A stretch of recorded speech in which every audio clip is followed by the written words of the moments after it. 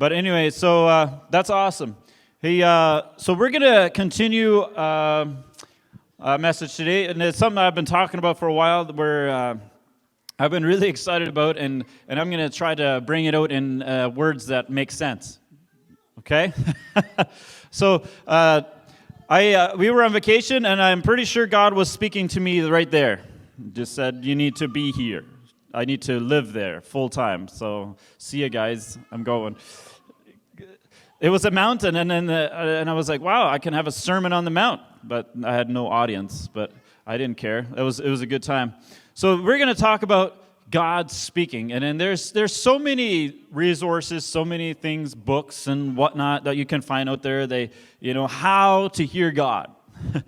All these 12 steps and 20 jumps you got to do to hear God, right? And I've always kind of been annoyed by that, because if the one that created you in the first place, did he make a mistake of not creating you to be able to hear you? Yeah. So it's just like when, like this microphone has a transmitter, and there's a transmitter plugged in right there. When the person that made these transmitters, they didn't make a mistake in that these two transmitters couldn't hear each other. They were created to perfectly connect and hear everything that's going on, right? And so therefore you hear.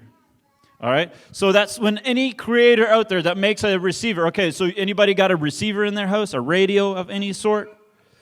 Yeah? So when you turn it on, the frequency is already there, right? The radio waves, the channel wave, TV waves, whatever, it's all there. The receiver was made to perfectly hear what's already there. It's not that you have to take this receiver home and now we have to figure it out for hours and hours. There used to be that thing where they had the old antennas. You had to find the right spot. So that's kind of how religion does it. They think you're like this old antenna, and you got to put you right at the right spot. Okay, this is where the signal is at. So you got to go to that place over there. God speaks over there, right? You got to go to that church. You got to go over there. You got to come over here. God will speak to you right here, right? And so people travel all around the world. They hear there's a revival over there, and then they fly from across the world. They fly there, spend thousands of dollars because God is over there. Somehow God's talking there. I want to hear God. So the portal is open. You got to go there. Got to hear God if you want to go there, right? It's only a limited time. If you give $1,000 right now, you'll hear God today. Buckets back there. 2,000. Anybody else who really wants to hear God can give more, right? So you actually hear, if crazy enough, there's people that actually pull that kind of a stunt. If you give that much money today, God will speak to you, right? All right. So I won't do that. Sorry. But so God never intended, so I'm going to say off the bat, God never, say never. Today I'm going to make you say stuff so it will be inscribed into your brains, all right, and then into your heart at some point. So God never intended to speak with a book. What kind of a relationship would you have with your partner if all your life you spoke to each other just through a book or a letter? They're sweet and they're awesome. That's good. Sometimes you can put how to write each other's feelings or different things on paper better, right? Because sometimes I really suck at speaking, because I really mess it up if I try to talk to my wife sometimes. When I want to bring a point across, I just make it worse and dig myself deeper. But anyway, God never intended that, sorry, there's something in the way there that's bugging me. I don't think you're going to want to look at that either. But so God never intended to speak through a book, and you're like, oh, what do you mean? So it was never God's intention to speak through the Bible? Bible's a book, right? But it's not, okay? I'm going to read a verse here. In John 5:39, it says, you search and keep on searching and examine the Scriptures because you think that in them you have eternal life, and yet it's those very Scriptures that test about me, right? So the Scriptures, the book talks about someone. It's not the one that's speaking to you. The Bible is not the one talking to you. It's talking about someone. It's a revelation about someone, right? So that's what that is. Because if you think the Bible is speaking to you directly in every moment, you're going to come to a random spot in the Bible and you're like, oh, God told me to chop off my arm. Because, if I really want to commit my life to if I really want to stop sinning, I got to gouge out my eyes because I don't want to sin anymore, right? There's scriptures like that. Some weird stuff. All right? So you gotta have a right understanding of who's talking and how God speaks. God never intended to speak to you by other people, except for when I'm talking. Sorry. But it's God never intended to speak to you through a different person. All right? But there is such a thing in the gifts of the Spirit, the gifts of prophecy. A lot of people think the gift of a prophet is to tell you of a judgment that's coming, right? That's a general understanding of people speaking about a prophet, or where they confront you or they exhort you or tell you what you're doing wrong, right? They think, oh, you have the gift of prophet. You're a bold, upfront type of person, right? No, that's not. A gift of a prophet is actually, he's the one that will come and encourage you of what you already are hearing. He's not going to tell you something new that God is not telling you directly himself. A prophet is to help you hear what you're already hearing, like to encourage that. So, but it speaks through love. So there's a verse where it talks about, in Hebrews 1, because the whole book of Hebrews is actually all about that. You guys used to live over here in this old form of how you related to God, but now we live in this new form of we relate to God, which actually was the original intention all along. God says the old one was really not my plan in the first place. So he's like, that's why Jesus says, I give you a new commandment, but it's been the first commandment right from the beginning. And it was love, right? So he says, Hebrews 1:1, it says, throughout our history, God has spoken to our ancestors by his prophets to many different ways, right? Many different. The revelation he gave them was only a fragment at a time, building one truth upon another. So there was just little fragments, a little bit. See, that's like a general thought. God speaks in little dots and pieces at a time. He starts at a comma at a time and half a letter at a time, right? That's that little bit of information we keep thinking that we get from God, and then we somehow have to figure out. We're kind of like an escape room, right? God's throwing out little hints, and you got to figure it out the rest of your life, how to get out, and then we end up never escaping. But anyway, I thought that was pretty cool. A lot of people this is how they think God speaks to them. You type that in Google, and you say God speaks, and that's what shows up. So that's a general thought of how God speaks. There's this long cable from heaven, and you got your bucket down or your can here down on earth, and he's somehow transmitting that way, to hearing God, which that actually looks pretty much better than what a lot of people think. But then somebody can just go there and chop that cord off and say, no, you're not hearing God anymore unless I put that cord back together. Anyway, so God is never silent. God is never silent. Who can say that? God is never silent. Never silent, all right? So I'm gonna make you guys recite stuff and make it sound like a weird cult where you ever hear that when somebody makes you recite something? Like when they're all saying, hey, let's all pray together, everybody. You all want to get saved, and then they're all standing there like robots. Lord Jesus, and then they're all I just think that sometimes that's a little bit weird. But anyway, it's okay. People can do that. That's nothing wrong with it. I just often think of it as a person that comes from the outside that has never been in church, and then they come to church and they hear all these people reciting the same thing the guy says at the front, and they're like, whoa, that's a little bit weird. Anyway, so God is never silent. If he was silent, that would indicate we are self-sufficient once in a while. If you think God doesn't speak to you at all times, that means you think once in a while you're self-sufficient. You can figure it out the rest of God's like, I'll say one thing, and then you figure it out the rest of the way, right? All right. Your ears don't stop hearing when you sleep. Interesting fact about hearing. Your brain chooses to ignore the sound. Your ears are constantly hearing the things in your sleep, but your brain ignores it when you go to sleep. It's like, I'm not hearing you right now. I think sometimes that must be I'm sleeping all the time, right, honey? I don't hear anything she says to me.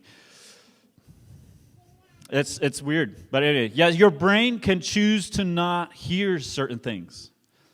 It is really weird. You can be in a room with all kinds of noises, and you can choose not to hear the things that are going on around you. All right?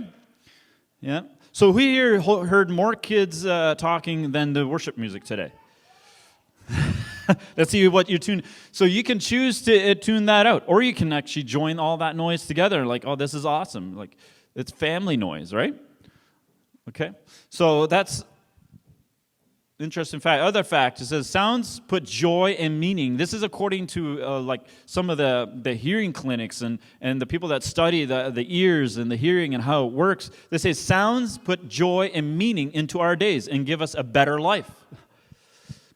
If you can hear and sounds bring meaning. Sometimes some sounds don't bring very good meaning, right? Like it feels like, kids, shut up! I don't know how that's a better life. But anyway, it's awesome. Kids, I love the sound of kids. Don't get me wrong, right? I'm just joking. Hebrews 12, verse 1, it says, therefore, since we are surrounded by so great a cloud of witnesses. What does it mean when it talks about when we are surrounded by the great cloud of witnesses? When you're doing something, right? You're in a race, there's a cloud of witnesses around you, right? They're witnessing. What do they do usually? They cheer you on, right? This description actually, it says, since we are surrounded by a great cloud of witnesses, it says, let's lay down everything that hinders us from running the race because they're cheering you on. See, when you are bogged down in your race, but you have a cloud of witnesses that cheer you on, you will start to drop everything that's hindering you and you're going to go for it, right? It's a big deal. So if we are surrounded by the great cloud of witnesses that cheer us on, then we should be hearing them, right? We need to be hearing something. Yeah. So something we should be hearing. Okay? So one thing I don't want you to do is to think, oh, there's something wrong with me because I can't hear it. What's he talking about? I'm not hearing what he's talking about, all right? But I want you to come to a place where you can rest and be assured. And then actually, the biggest reason is that our minds have tuned out those things that you're supposed to be hearing. All right? And it's not something that there's something broken. I think it's often things that we've been taught and something that we've been deceived to think that God is far away. Because the Bible talks about in Corinthians where we were enemies with God in our minds. It says, in reality, you were not enemies with God, but he says, in your mind, you were an enemy with God. That's why God is like, I'm going to do everything possible that you will see that I am not your enemy. And then he sent Jesus. He's like, see, I'm not your enemy. I'm all along trying to save you. But people thought God was angry with them, trying to kill them, right? But then why would he send his son? Right? Doesn't make sense, right? No logic. If God is so angry with you, why would he... Like, I'm so angry with you, I'm going to save you. No. When you go around preaching, telling people, you're going to go to hell, God loves you. Like, that doesn't really mix together. It doesn't work. All right? So it's just like you're trying to use fear to get people to realize that God loves them. Like, how does that work? Fear and love don't work together. The Bible talks about it. It says, perfect love casts out fear. So why are you trying to put fear in people in the first place? We ought to put love in people, and then the fear will go, because fear was already there. But yeah. So, and then Romans 10, verse 8, it says, the word is near you, in your mouth and in your heart. So he's talking about that. The word is actually near you. It's literally in your mouth. It's actually in your heart. That's close. That means you're hearing something that you don't even know about yet. That's awesome. John 10, verse 3, it says, to him the doorkeeper opens, and the sheep hear his voice. And he calls his own sheep by name and leads them out. And he's talking about the good shepherd. He says there's one that's not he says, the good shepherd, I'm the good shepherd. He talks about that he's the gate, he's the shepherd. And then there's the doorkeeper, which is he refers to as the Holy Spirit in that whole scenario, because he's using an example that the people in their day could understand. So they understood what sheep and shepherds and all that kind of work. And then he says, I'm a good shepherd. The one that's just a hired hand, as soon as there would be trouble, he would run off and leave the sheep. But he says, I'm a good shepherd. I would lay down my life for them. And then he says, the sheep hear my voice. That word hear is not just like you're going to have a Bible one day and you're going to read it and then you'll hear me that way. No, he says, you will recognize my voice. Like there's some depth to that word hearing. You recognize, you hear, you understand, you perceive everything he's saying. The sheep follow a shepherd because they trust the shepherd. They understand the shepherd. They hear everything. They understand. They're like, I don't know why I'm following the blue light. Like, they're not just ignorant in that way. They understand the shepherd, you know? So, and then he says, I will call my sheep by name. He calls them by name, like very personal. And in John 4:27, he says, "From now on, worshiping the Father will not be a matter of right place, but with a right heart. For God is spirit, and he longs to have sincere worshipers who adore him in the realm of the spirit and truth." So a lot of people get caught up in all that, like, oh, you got to make sure you got a right heart, all right? The thing is, who made your heart right? Did you make your heart right? Or who's the one that fixes your heart? Who gives you a new heart? So God already gave you a new heart, right? So he says, I want people that are going to worship me with a right heart. Well, who's the one that makes it right? It's not about you. So a lot of people, they get so focused on themselves about, okay, so if I want to worship God, I got to get my heart right. No. He's the one that already did that, right? It says, for God is spirit, and he longs to have sincere worshipers. So you have to be sincere. Be a sincere worshiper. You got to really get serious about God, right? No, that's right away focusing on yourself again. And he says, who adore him in the realm of the spirit and truth. Okay, so Jesus is talking to the Samaritan woman by the well, and when he talks about that, and she's like, oh, I see you're a prophet, and he says, well, God, some people say we ought to worship over there, and some say we ought to worship over there, and then he says, actually, that's not going to matter anymore when it comes to, because I'm going to give you a new heart.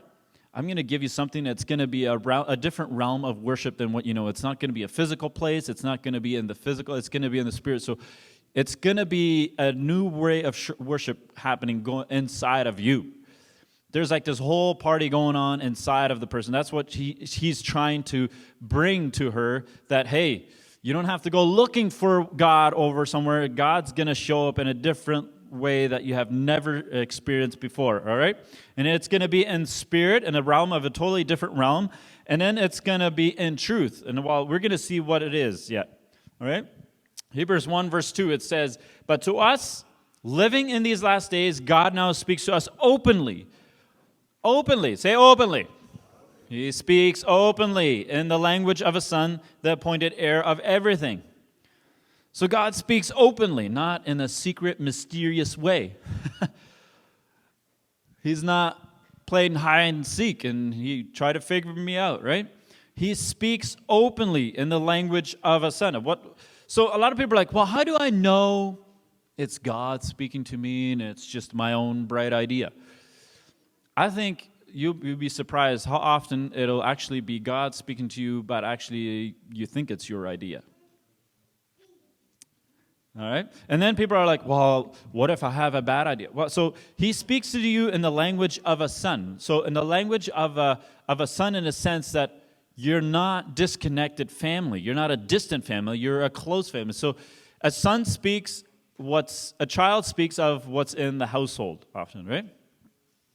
I hope my kids don't tell me what I do when I'm at home. But anyway, he says you speak in the language of the Son. So what is the language of the Son? What kind of language did he have? So you look at Jesus. Well, what kind of language did Jesus really have? He had that type of language that he had never, that nobody, it was so unfamiliar to, because Jesus introduced to the people that when you pray like this, our Father who art in heaven. They had never heard of that before.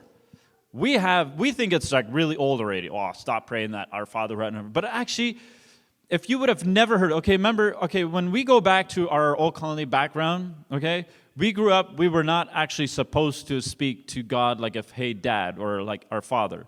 We often, when we talk to each other, we had to say the one above. We didn't even feel like we were worthy enough to speak as he was our Father, right? In church, they kind of did, but Jesus introduced it to the disciples and says, when you want to pray, pray like this, our Father. He didn't just say, hey, my dad, like you'd say Jesus' father. No, he says our Father. He included them in the family, right? So that was a totally different language that I had never heard about, all right? Because till then it was always, they would refer to God like a certain name, El Shaddai, Yahweh, and all those kind of things. And they were amazing names, but they were never that personal. They were never like about family or being an heir of the family, right? Which include all those other names. But anyway, Psalm 37 verse 4 says, delight thyself in the Lord, and he shall give thee the desires of God's heart.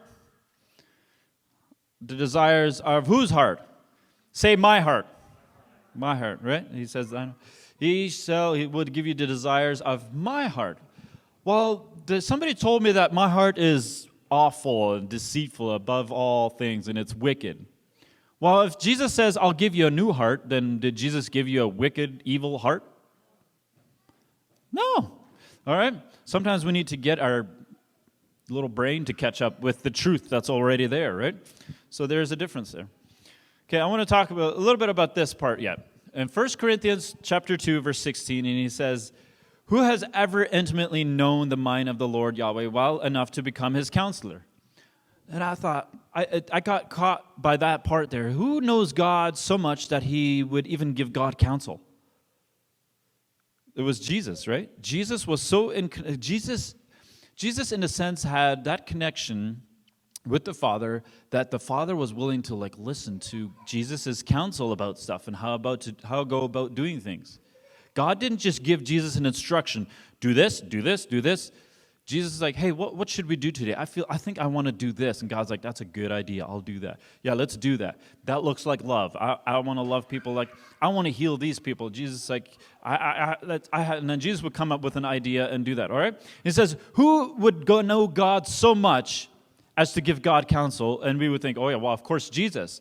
But then he says at the end of the verse, it says, and we possess Christ's perceptions, or we have the mind of Christ. And that word mind there is also so deep in the sense that you know all of it. You have God considers you so close in your mind to be, he speaks to you so clear that he actually will take your counsel. He will listen to what you have to say, and then he will be like, yeah, that's a good idea. A lot of people think that God is the one giving you the ideas, and you ought to just follow them as an instruction in how to live your life. But God's like, actually, I'm not sure. I want to know what you want. And we think, well, am I limiting God to being less than knowing all things? We often assume that because God is all-knowing, is that what he always does? He wants, because he created you like him, so you can actually come up with ideas that are like God. That's a big thing to swallow sometimes, right? Like it's like this big gulp that you take and it kind of hurts the throat. Who's ever done that? Swallowed something real big and it just really hurt? Yeah, just swallow it. Just take it. It'll be good for you. It's a good vitamin. You need to hear that. But it's so deep. Because the context of the 1 Corinthians chapter 2 is all about how the people are like, you go further back, Paul's like, well, who knows the will that God has, or who knows the ways that God has given to those that love him? Like, the question is, who knows? And then, so the idea is often people stop at that verse and they're like, well, yeah, God is mysterious. Who knows God's will all the time? Like, it's just, we might get a nugget here once in a while about God's will and stuff. But then right after that verse, he says, but, say but. Yeah. Anyway. Sometimes the but is a good thing. Sometimes it's a bad thing, right? When they say, well, God loves me, but. Those buts I hate, all right? You need to kick those buts out of the way. Like, just give it a boot. But when you hear, like, this old covenant, well, God used to work some mysterious word, but. Yeah, I like those ones. But anyway, but, he says, but now we have. But now we see clearly. Paul constantly brought it up that we used to not quite get it. But this used to be a mystery to us. It used to be kind of strange to figure out how God was working. But he says, but now we know. We know. So a little while ago, I had this vision or this revelation during singing. And it's often during worship because you're actually actively tuning in a sense. Like you're turning the channel on and you're like focusing, right? Because our minds it's pretty amazing. Like you can focus on the weirdest. I can say something and you will hear it in your head. You'll see it in your head, right? Like a pink elephant with blue lines through it. Who's seeing it right now? Like that's what it is, right? So our minds are amazing, but so you can have this amazing control of where your mind goes and what you can receive. So when during worship, often when you're singing and you're intentionally there, it's not like you're trying to step into a different realm, but you're just like being aware of the realm that you're already in, right? So I had this vision. I don't remember when I shared it about the thorns Yeah, first there was a dark side. There was a lot of thorns. Just it was like an animated picture of a lot of thorns being poking around everywhere. And then the further I went to the other side, the brighter and the lighter it got. And there was all of a sudden it was a completely white picture. But the thing is, the thorns were still there. The thorns didn't disappear, but the thorns got fluffier and weaker. Like they didn't poke you anymore. And then shortly after that, I went and I was gonna read something, and I came across, because I was like, God, what are you saying? Like, am I supposed to share that with someone, or is that meaning something? But then it's like, I came across the whole sermon on Paul's thorn in the flesh. And I read that whole chapter, and that whole image that I had gotten was just such a confirmation of what God was actually speaking to me through that chapter, or the book of 2 Corinthians. Because the whole point Paul's trying to make in that book is that, yeah, there's thorns in life, but I am in the good place. I live in grace. Those thorns, they don't do me any bad. They can poke me all day long, but they're just weak. They're actually soft. Don't hurt me anymore. So the thorns are going to be there, but in grace, they don't stick, all right? They can't destroy you, right? They can't press you. And then something I thought that was interesting, that I heard a testimony the other day about perceptions, about how our mind can perceive things. There's a story about this lady. She had a stroke, it was a stroke. So it was so bad that when she was recovering, she actually could not even perceive 3D images. Like, her life was in 2D mode. She saw everything in 2D, like it wasn't in 3D. And she couldn't see colors. There was no colors, there was no form. She could see, but it was like her brain was so damaged that it couldn't perceive any of those things, right? And then the funny thing is, they didn't know this, and then they were like, all of a sudden they were talking about certain colors, and then she's like, what are colors? She didn't even know what colors were, right? And then the person that was helping her started to explain what colors were and which were colors, and all of a sudden she started to see colors. Because she had never, it's like her brain was wiped and she didn't even know what colors were. But once she knew what colors were, she started seeing colors. And then she's like, oh, is that pink? Is that yellow? Oh, I didn't know those were, I see colors now. And then it was the same with like 3D. Like, her images were so weird and different. And all of a sudden they're like, what's 3D? She didn't even know what it really meant. And then it was explained, and then all of a sudden she started to perceive what she had heard. She started to live in a different realm because her mind was deceived into not knowing. And once she knew, she was living in a different realm. And that's the same with it says, when your brain begins to get the concept of a new realm, then you'll begin to see the new realm. The thing is, our brain doesn't get the concept of the realm we're actually from. You're not trying to get into a spiritual realm, you actually are from a spiritual realm. Your mind needs to get the concept of it, and then you will start to see it all around you. And you will start to hear it. And you will start to know it. It's a knowing thing. And because religion has really abused this idea that God is over there, and therefore religion is between you and God, so they want to be the vehicle, or want to get the credit of you getting to God. Right? Like, it would be like it would be a pretty powerful position to be, right? The only way you're going to get to God is through me.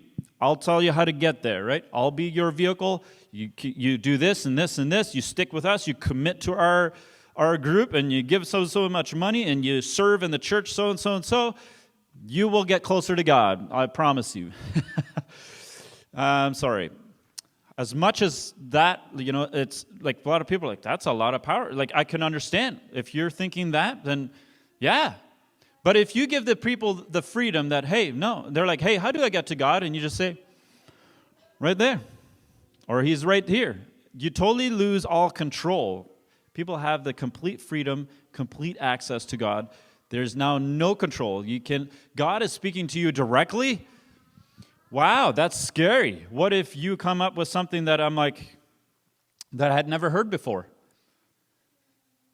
That would be like, okay, well, let's celebrate that. And it's just, that's what religion has been taking that. They'd be like, thought that was their position, is to get people to God. Actually, no.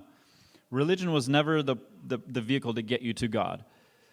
Church, on the other hand, church is actually the vehicle that actually shows the presence of God on the earth.